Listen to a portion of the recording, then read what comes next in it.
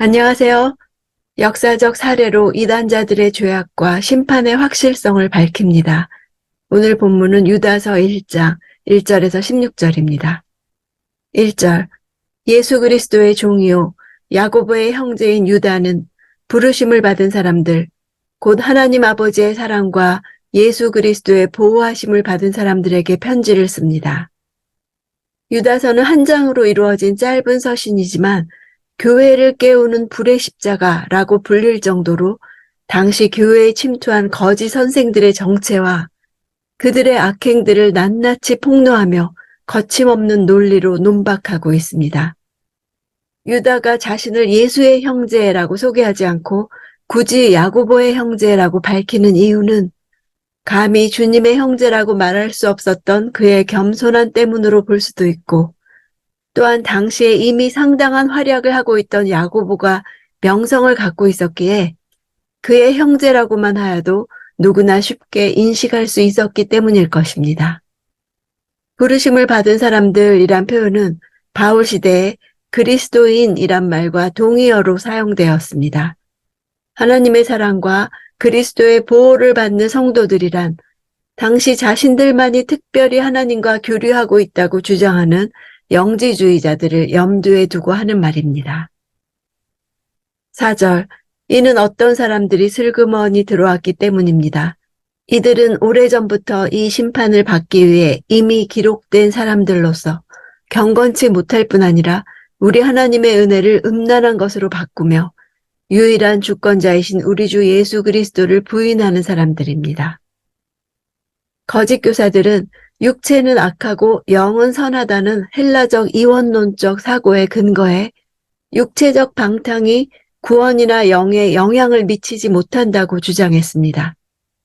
하나님의 값없이 거저 주신 구원의 은혜를 귀한 것으로 여기지 아니하고 마음대로 죄를 지어도 된다고 여겼습니다.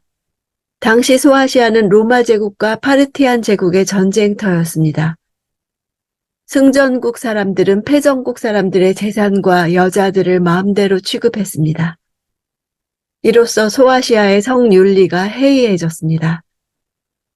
따라서 문란한 생활을 하는 소아시아로 보낸 베드로 전후서, 유다서, 디모데 전서는 경건한 삶을 독려하고 있습니다.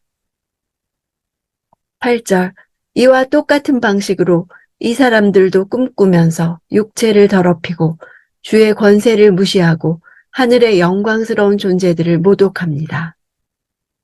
교회에 침투한 이단자들의 모습이 과거 악행을 일삼았던 새 부류와 똑같은 방식이라고 지적합니다. 꿈꾼다는 것은 그들이 자신들의 예언의 원천으로 꿈과 비전을 사용하고 있는 것을 가리킵니다. 무학영 속에 빠져 신과의 접촉을 했다고 말하는 등 신비 체험을 무엇보다 중요시하면서 육적인 방탕함에 젖어 살아가는 자들이었습니다. 그들은 환상과 꿈으로 은사자인 척 했습니다. 하늘의 영광스러운 존재들은 천사들입니다. 유다서의 적대자들은 천사들을 업신여겼습니다.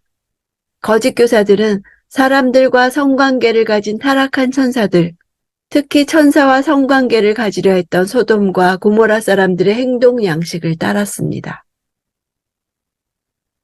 9절, 모세의 시체를 두고 마귀와 논쟁을 벌였던 천사장 미가엘도 비방하는 판결을 내리지 못하고 다만 주께서 너를 꾸짖으시기를 빈다라고만 말했을 뿐입니다. 이 내용은 위경 중의 하나인 모세의 승천기에서 인용한 부분입니다. 모세는 가나안 입성을 눈앞에 두고 느보산에 올라 그 땅을 바라보고 생을 마감했습니다. 성경에는 그가 벳부올 맞은편 모압 땅에 있는 골짜기에 장사되었으나 그 묘를 아는 자가 없다고 기록되어 있는데, 이는 사람들이 위대한 모세의 시체를 숭배하는 것을 막기 위한 하나님의 조치로 여겨집니다. 이에 천사장 미가엘과 사단이 모세의 시신의 소유 문제를 놓고 다투면서 변론했다고 합니다. 사단은 모세의 시체가 자신의 것임을 주장하며 또 이집트인을 살해한 것에 대해 모세를 고소하겠다고 위협하면서 하나님 명령에 따라 모세의 시체를 치우려는 천사장 미가엘을 방해하려고 했습니다.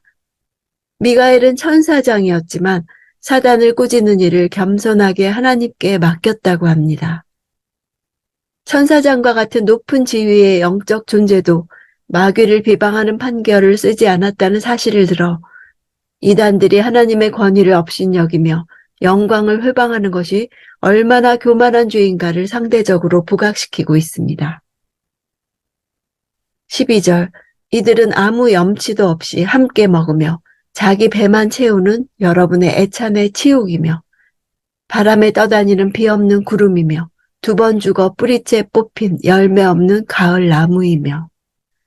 성만찬이 초대교회 가운데 행해질 때 신자들은 성찬식의 떡과 포도주를 들기 전에 정찬을 먼저 들었습니다.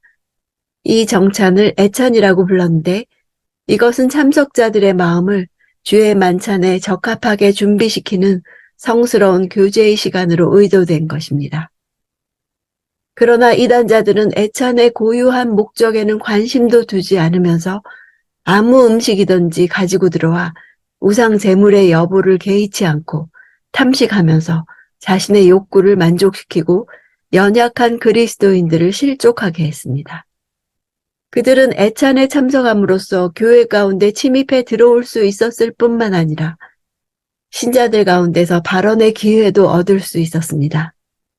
그들은 비 없는 구름처럼 월등한 지식을 주장하지만 사람들의 목마름을 달래줄 어떤 내용이나 본질을 가지고 있지 않았습니다. 두 번 죽었다는 것은 이단자들이 허물과 죄로 죽었다가 거듭나는 경험을 했으나 다시 죄에 빠졌다는 뜻입니다. 13절, 자기의 수치를 내뿜는 거친 파도이며 영원히 칠흑 같은 어둠에 돌아갈 떠도는 별들입니다. 거짓 교사들은 부서지는 큰 거품들을 토해내는 거친 파도와 같이 자신들의 수치를 숨기지 않고 드러내는 자라고 비유하고 있습니다. 떠도는 별들이란 하늘에서 떨어지는 유성이나 궤도가 없는 혜성 등을 가리키는데 유대인들은 그것들이 캄캄한 흑암에 떨어진다고 보았습니다. 이단자들도 결국은 무저갱에 영원히 갇히게 되는 종말을 맞게 될 것입니다. 14절, 아담의 7대 손 에녹도 이들에 대해 이렇게 예언했습니다. 보라, 주께서 그의 수만 성도들과 함께 임하셨으니. 위경 에녹서는 쿰란과 아람어 단편들에서도 보존되고 그리스어 역본과 라틴어 역본으로도 전승됩니다. 하나님과 동행했던 에녹의 위상을 강조하기 위해 아담을 1대로 계산해 유대인들에게 완전수인 특별한 의미가 있는 7대 손이라 밝힌 것입니다. 에녹은 육신의 죽음을 경험하지 않고 바로 승천했기에 유대인들은 그를 하늘의 비밀을 아는 자로 간주했습니다. 임하셨다 하고 과거 시제를 쓴 것은 아직 일어나지 않았지만 일어날 것이 너무도 확실하기에 미래적 부정과거, 예언적 부정과거라는 기법을 썼습니다.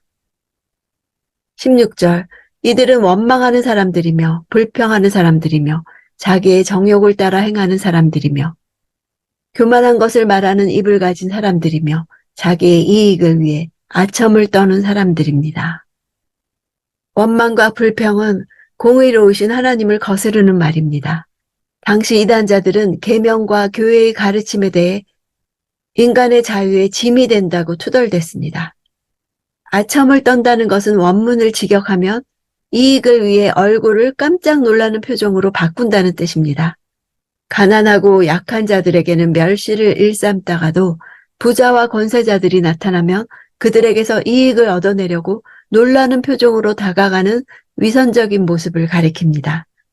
사람들을 사랑하는 대신에 사람들을 이용하기 위해 원하는 바를 얻기 위해 아첨을 했습니다. 초대교회 시절 거짓 교사들은 진리를 거부하고 대신 자신들의 신학을 내세워 진리를 왜곡했습니다. 그들의 동기는 권세와 돈을 얻는 일이었습니다. 교회에 대한 이런 위협에 유다와 같은 지도자가 경고한 것을 볼 때 이 시대에도 그런 지도자가 필요함을 절실하게 느낍니다. 이 시대 교회도 믿음을 위해 싸우라고 말해주는 지도자가 있어야 합니다. 성경의 역사적 전례들을 예로 들며 우리의 실체를 보여주는 강력한 설교가 필요합니다. 미국의 대각성 운동을 일으킨 조나단 에드워즈가 하나님의 진노의 손에 잡힌 죄인들이라는 설교를 할 때 듣는 사람들이 저마다 통회했다고 했습니다. 하나님은 지옥에 있는 자들에게보다 지금 이 자리에 편안하게 앉아있는 여러분들 중 많은 사람들에게 더 진노하십니다.